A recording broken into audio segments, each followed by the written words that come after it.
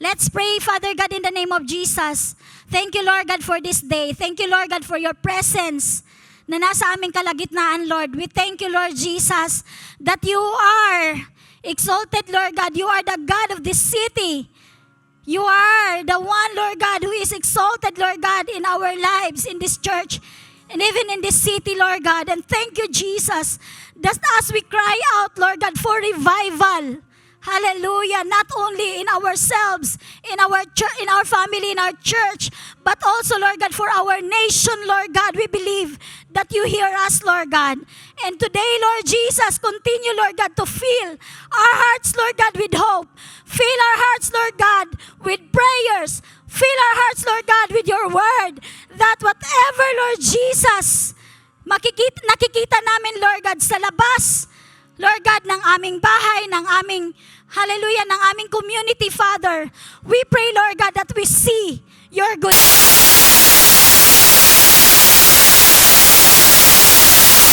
And so today, Lord Jesus, we acknowledge you that you are our Lord and Savior in this nation, Lord God. And we thank you, Lord Jesus, that as we hear your word, Father, we glorify you. And we will listen to you, Holy Spirit, and have your way, Holy Spirit, in this service. This is not our service. This is your service.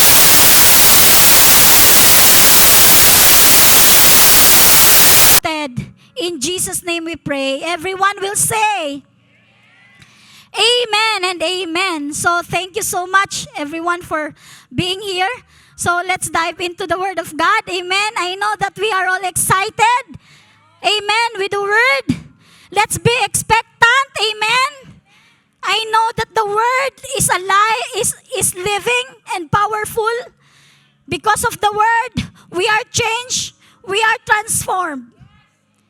That's why we thank God for His Word. We thank you, Lord, for His Word. Okay, let's go.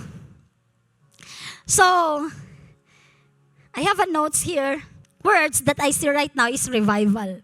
Amen. So, do you believe, church, that revival begins personally before it becomes corporate? Yes? You cannot expect corporate revival if you are not experiencing it in your own. You cannot say that, I want to change my daughter's attitude.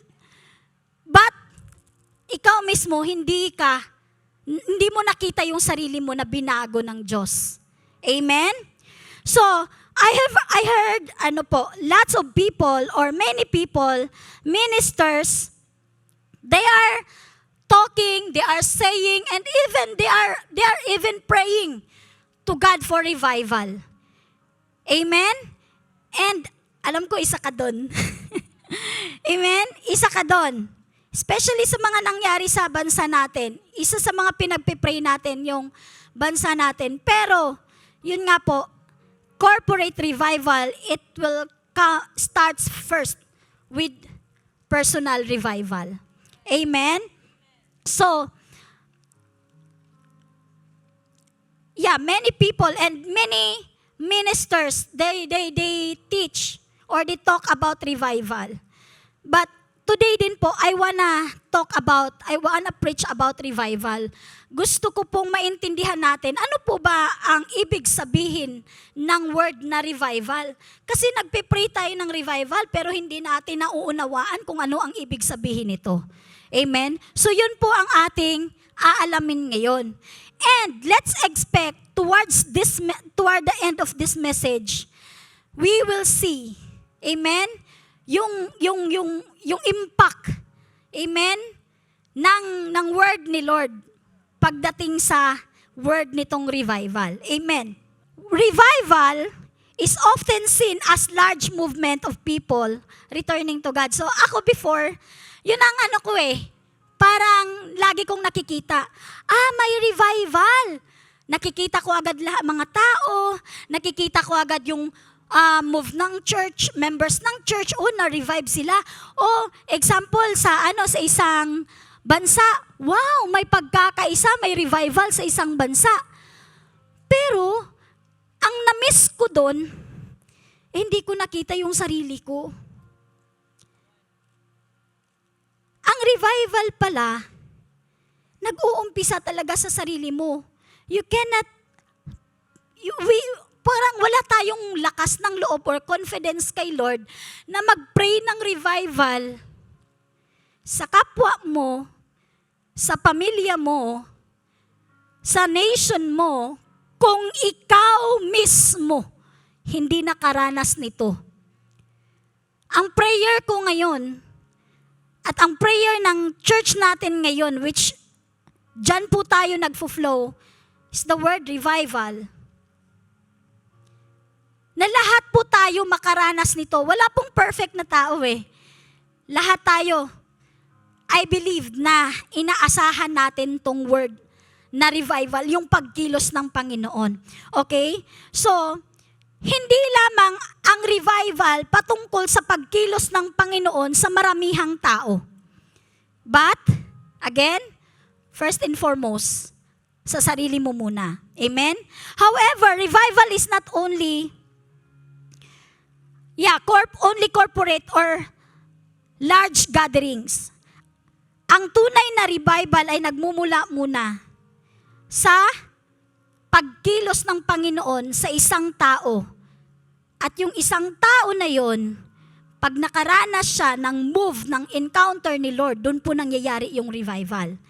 So, ano po yung, actually, I have 2 points na ituturo sa inyo ngayon. Number 1 is personal revival. Pangalawa is the corporate or church revival. Amen? Are you excited? Okay, so, si Pastor Melvin, sana ba si Pastor Melvin? Hi, Pastor Melvin, ayun. Siya kasi yung message ko kagabi. Pastor, tulungan mo nga ako nito. Ano bang Hebrew word or Greek word ng revive? Oh, di ba? Tapos ginamit mo na kanina. Very good. So, let's go to the word. To the Hebrew word for revive is chaya. So, which means to live. Amen? This is the promise of Jesus Christ sa buhay natin in the New Testament. Amen? To live life and life abundantly. Amen? To have life, to live life, and to restore life. 3 po yun. To live life, to have life, and to restore life. That's the word chaya. Revive. That's the root word for revival. Amen? So, revival, bakit kailangan natin ng revival sa mga buhay natin? At alam niyo po ba na ang revival is primarily for believers? Primarily for believers. Are you believers? Are we believers of Jesus Christ? Amen. Then, overflow to unbelievers, but believers first. Personal, tayo muna. Amen? Bakit kailangan natin ng revival? Because revival, this is a spiritual reawakening and renewal for Christians who have become spiritually cold, spiritually stagnant, spiritually distracted from God. Nakakaranas po ba tayo nun? Na sometimes, stagnant na tayo. Sometimes, most of the times pala, distracted tayo. Tama? Sometimes, nanlalamig tayo or nanghihina tayo. Tama? Wala pong exempted nun. Kung nakaranas ka naman nun, it's okay. Sabihin mo sa sarili mo, it's okay. It's normal. That's normal for a human person to be cold sometimes. Amen? To be drained sometimes. To be tired sometimes. That's normal. That's why, ang pangako ng Panginoon na lahat ng mga believers are to be revived. Amen? To be revived. The effects of this revival overflow Hindi lang sa sarili mo eh. Kaya nais ng Panginoon na ma-revive ka, ma-revive ako, because this, number one, syempre gusto niyang malakaran natin kung ano yung kalooban ng Panginoon sa buhay natin. At kasunod nun is yung ma-revive tayo kasi create tayo ni Lord dito sa mundo, hindi lamang para sa sarili natin. But kundi sa mga, tignan mo yung katabi mo. Yan, magaganda at pogi, di ba? Syempre, para sa mga taong katabi mo. Para sa mga taong pamilya mo. And hindi lang dyan. Hindi lang family by blood, but even sa church family. Hindi lang church family because there are lots of constitution right now that crying for revival. Amen? Kaya nagkaroon ng reawakening. Merong move ang Panginoon, revival sa bawat sa isang Kristiyano na nanghihina, na wala ng pag-asa, na offend. Wala sa church, wala dito yun sa North Metro, di ba? No room for offense in this church, right? Unoffendable. Amen? So, yeah, we are unoffendable. Yes, Lord. So be it, Lord. In Jesus' name. Yes? So, revival is primarily for unbelievers, then to unbelievers. God calls revival to believers because we are the one that God will be used for these people to encounter also revival in their lives. So I wanna share to you, the first point is the personal revival in the Old Testament. Do you know King Josiah? Okay, let's go to the book of 2 Kings. Kilalanin natin si King Josiah. 2 Kings chapter 22 verse 1 to 2. Personal revival ni King Josiah. Amen. Verse 1, Josiah was 8 years old when he became king. Wow! 8 years old. Naging hari. Sana all. And he reigned 31 years in Jerusalem. His mother's name was Jedidah, the daughter of Adaiah of Boscath. And he did, verse 2, what was right in the sight of the Lord, and walked in all the ways of his father David. He did not turn aside to his right and to his left. Ibig sabihin, focus kay Lord, looking unto Jesus, the author and the finisher of our faith. That's King Josiah. Amen? Grabe no, he became king when he was 8 years old. Sinong 8 years old dito? Nasa Kingdom Kids pala. See? Ang Diyos po walang pinipiling edad. He can use these little kids. Lucas, nasa si Lucas? God can use these little kids for a nation to be revived. Kaya nga, yung paniniwala natin sa Panginoon, it's personal. Hindi mo pwedeng iasa yung pananampalataya mo sa Panginoon, yung pananampalataya mo sa Panginoon sa mama mo. Yung mama ko nagsisimba naman every Sunday. Okay lang, di na ako magsimba. No. We cannot rely our faith to other person. Our faith in God is personal. Amen? And God, because of Josiah's encounter with God, he did what was right in the sight of the Lord. And he even walked in all the ways of his father David. Okay? This is his father, great-great-great-grandfather si David. Kasi ang father ni Josiah ay si King Amon. And then ang grandfather niya ay si Manasseh, King Manasseh. Ngayon, si King Amon tsaka si King Manasseh, alam niyo po ba that they were among Judah's most wicked leaders and wicked kings? Why?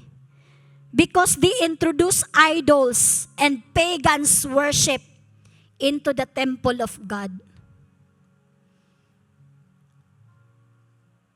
Yet, despite Josiah's background, when he chose to follow the word of the Lord, that is the turning point of his reign. Amen?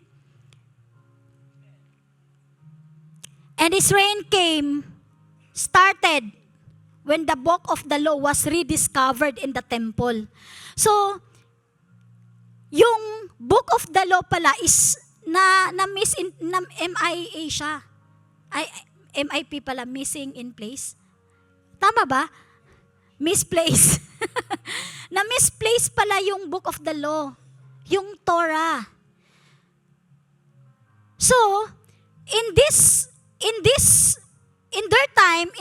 the time of King Josiah, nahanap nila yung book of the law, yung Torah, yung Biblia.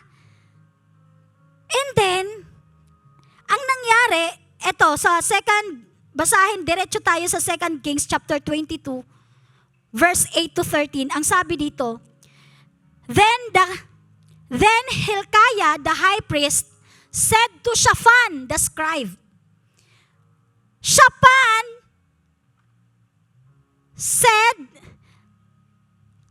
Hilkiah said to Shaphan, I have found the book of the law in the house of the Lord. Nasa temple lang pala na-misplace pala yung Bible sa loob ng temple. Ang tagal nilang hinanap, pero in this time, during the time of yung reign ni King Josiah, nahanap ni Hilkiah, the priest, yung book of the law. And Hilkiah gave the book to Shaphan. Binigay niya yung book of the law to Shaphan. Dahil binigyan ni Hilkiah si Shaphan ng Bible, ng book of the law, anong ginawa ni Shaphan? He read it. Pero tayo, may mga Bible ba tayo? Amen. Binabasa po ba natin? Amen. It is a reminder to all of us that we really need to read the Bible. Next verse. So Shaphan, the scribe, went to the king. Who's this king? King Josiah. Bringing the king word, saying, Your servant have gathered the money that was found in the house. O bakit napunta sa money? Akala ko ba, book of the law, syempre sa church, my offering, my tithes and offering. Diba? So, hindi tayo pupunta doon. And have delivered it into the hand of those who do the work. Wow. Who oversee the house of the Lord. So, dapat doon magagamit ang money ng church, ha? Saan? Those who do the work of the Lord.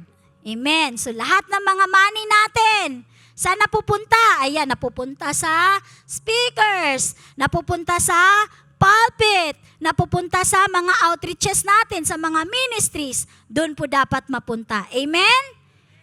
And we are rest assured na doon po napupunta ang ating mga tithes and offering. Okay, balik tayo. Ba't napunta tayo sa ating tithes and offering? Next verse. Now it happened when the king heard the word of the book of the law that he tore his clothes. Who tore his clothes? King Josiah. So anong ibig sabihin ng tearing of the one's clothes? In the Old Testament, tearing one's clothes symbolized grief, repentance, mourning, and surrender to God. So this time, King Josiah recognized that the nation, his people, disobeyed God's word. And revival began in his reign when King Josiah humbled himself for repentance and responded to the truth that he heard from the reading of Shaphan the scribe. Every Sunday, we hear the Word of God. Every Connect group, we heard the Word of God. We have our night school, we heard the Word of God. Sa mga multimedia, we can hear the Word of God. The question is the Word of God had this impact in your life? Because if not, yung buhay mo na dating luma ay mananatiling luma. Pero kung kinikilala mo ng salita ng Panginoon, siyang number one na magbibigay ng recreation, reawakening sa mga espiritu natin, magkaroon niya ng impact. Yung dati mong buhay, magiging bago. At lahat tayo gusto natin mabago yung buhay natin. Pero kung hindi ka magdesisyon sa buhay mo na, Lord, kahit mahirap, tulungan mo ako at pilitin ko na sundin ko yung sinasabi mo sa Biblia. Kasi sometimes, pag mahirap yung pinapagawa sa atin ni Lord, here comes compromise. Here comes, ay may grace naman. Okay lang, gawin ko muna to. Gracious naman si Lord. Wala namang nakakita. Siya nga, ginawa nga niya pwede ko rin gawin. Ha? Ang sabi ko, revival ay nag-uumpisa sa puso mo, sa sayo mismo. Hindi mag-uumpisa hindi mo pwedeng ikumpara yung revival ng isang tao sa buhay mo. Hindi magkakaroon ng impact ang salita ng Diyos sa buhay natin, mga kapatid, kung hindi natin yan, number 1, pinakinggan. Number 2, pinaniniwalaan. Number 3, sinusunod. Number 4, ginagawa. Amen? Alam ko na mahirap sundin. But, we have God. He will help us. He will give us strength. To what? To overcome the what?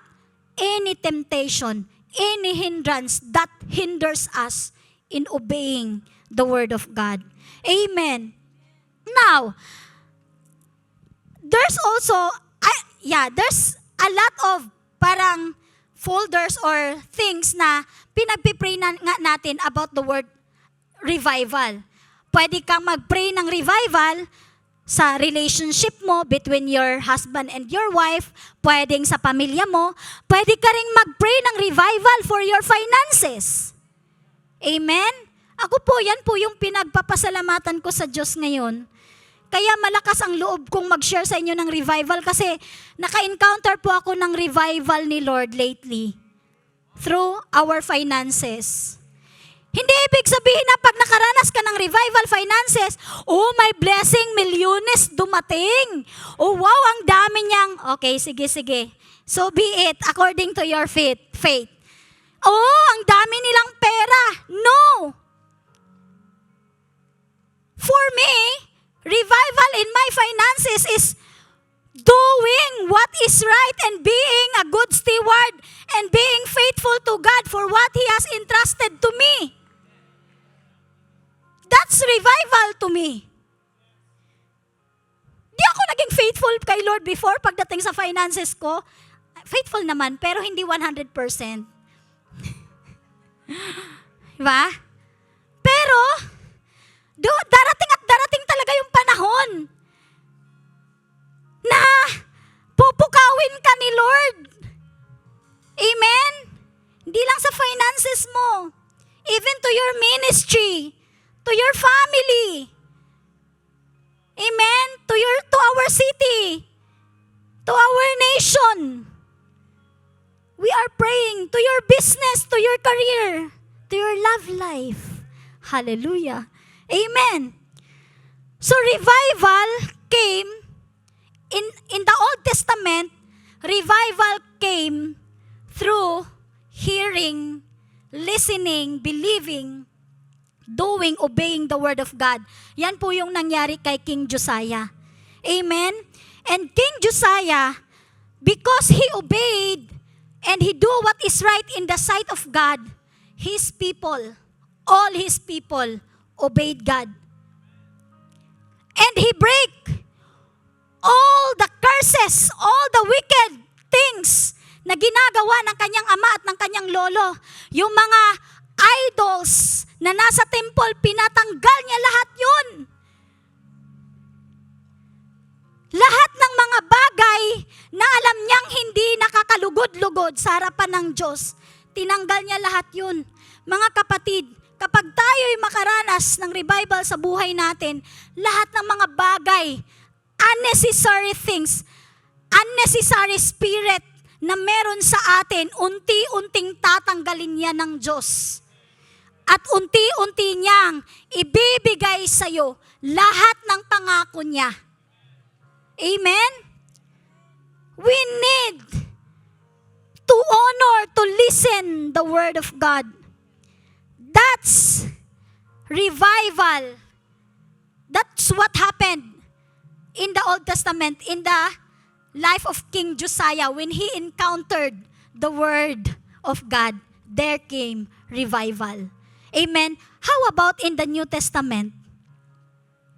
Okay? How about in the New Testament? In the New Testament, remember that in the New Testament, we are now under the grace and a better covenant. Amen? Revival comes through the power of the Holy Spirit, working and surrendering our lives to Him. Amen?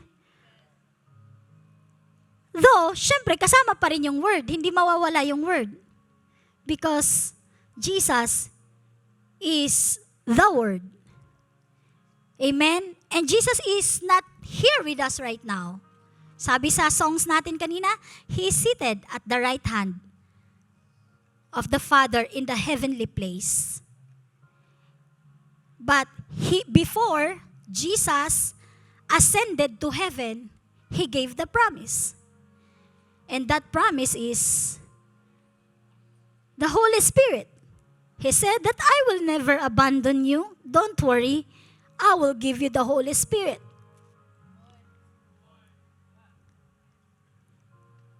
And you know what? November 2008 at New Life Santa Rosa, I encountered the move of God through the baptism of the Holy Spirit. And from that time until now, God changed me from glory to glory to glory to glory. Hindi ako magaling, pero si Lord magaling sa akin. Siya yung nasa akin. Hindi ako matalino, pero yung nasa akin matalino. Maliit lang ako eh. Pero bakit? Actually, kaya kong humarap kung sino. Giants. Not because of my height, but because greater is He that is in me than he that is in the world. That's revival. But before I encountered revival, I am hopeless. I am restless. I am fatherless. I have no belief sa sarili ko. Di ko nga alam kung paano, ano yung mangyayari or kinabukasan ng buhay ko. But, if God calls you, each one of you, church, you have a calling from God. Hindi lang ako. Hindi lang si Pastora Mara. Hindi lang si Pastor Ruben. Hindi lang kaming mga leaders.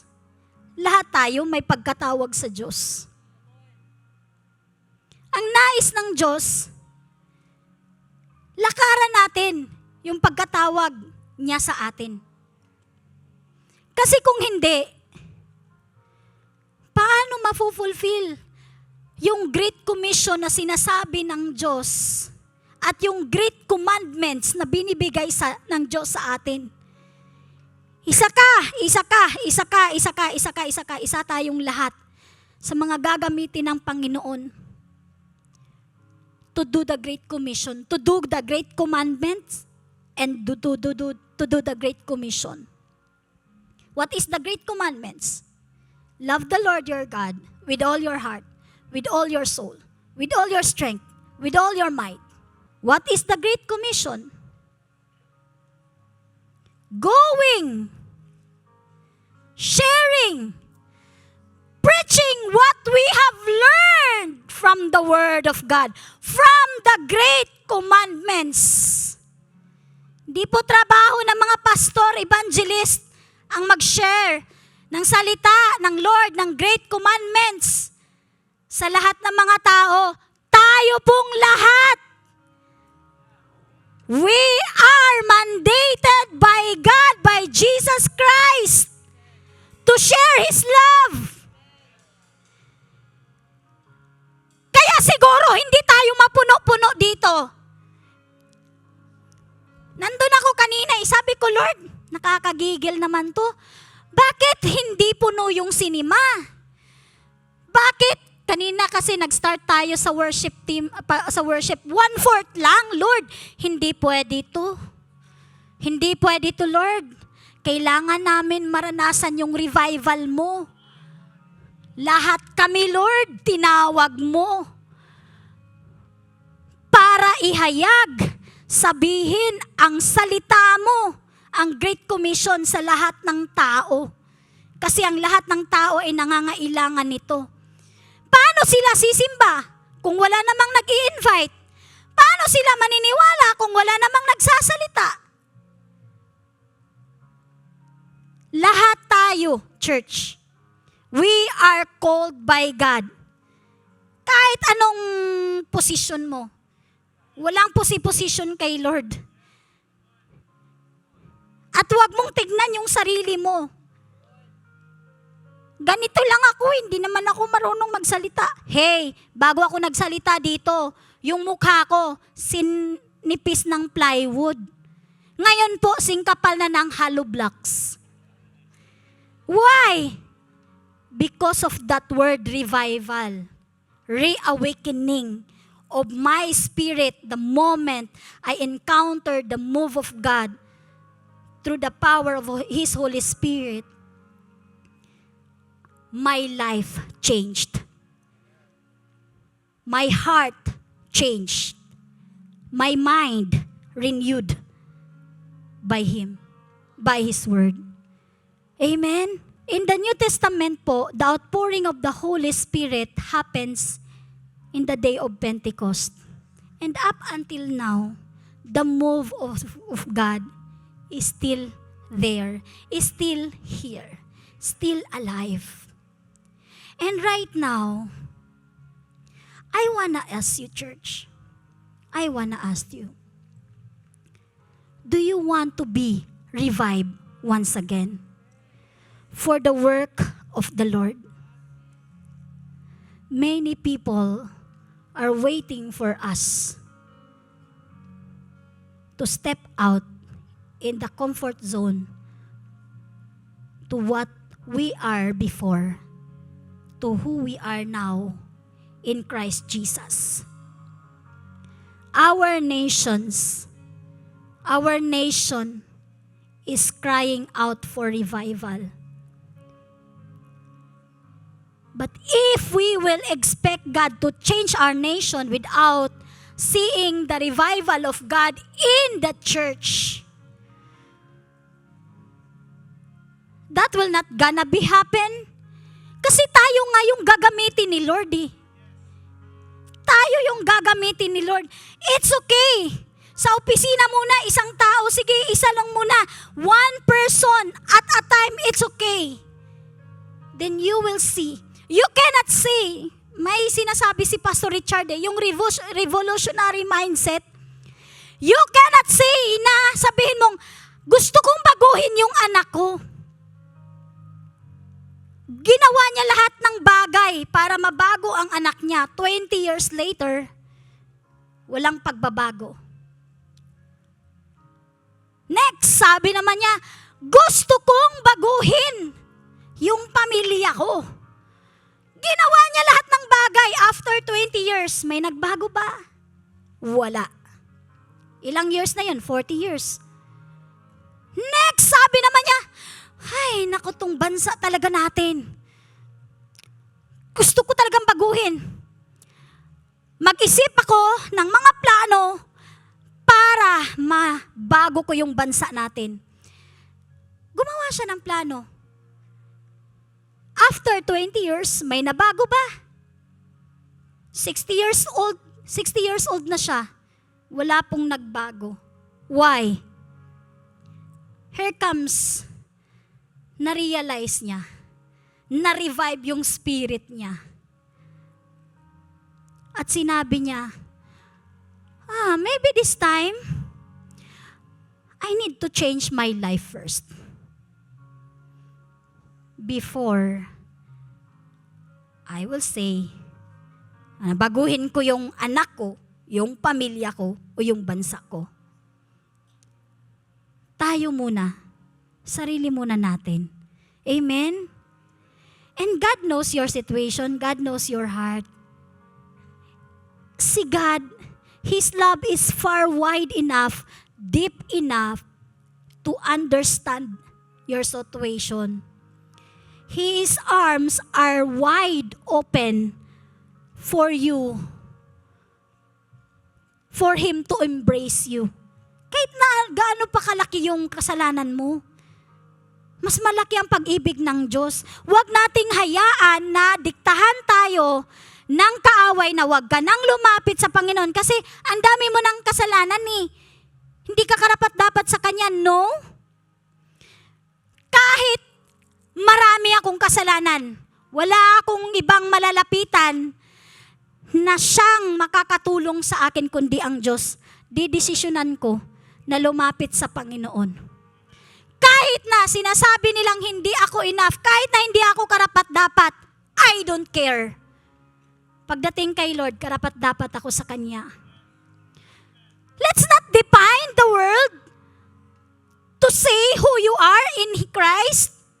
The world right now, they are fighting for our attention. They are fighting for our affection. They are fighting for our values, right? But what's our response? Romans chapter 12 verse 2, do not be conformed to the pattern of this world. How the world will change, think, how the world will act, how the world will speak. Do not conform yourself to the pattern. Do not obey the pattern of this world, but be transformed by the renewing of your mind. Kahit na ang iniisip mo, wala kang kwenta. Isip lang yan, hindi yan sinasabi ng Biblia. Ang sinasabi ng Biblia, mahalaga ka sa Panginoon. Saan ka makikinig? Sa iniisip mo o sa sinasabi na ibang tao sa iyo sa salita ng Diyos? Sa salita ng Diyos, makapangyarihan to eh. Yung isipan ko, yung sinasabi na ibang tao, Hindi naman yan katotohanan eh. Mas maniniwala ako sa katotohanan. Amen? That's why, as believers of Jesus Christ, let's stand on our ground. Like King Josiah, he did not turn to his right. He did not turn to his left. His focus is to serve God. His focus is what the will of God for his life and for his nation. His focus is to please God, not to please people. Amen? So right now, church, do you want or are you ready to be revived once more? By the power of the Holy Spirit in the midst of us right now.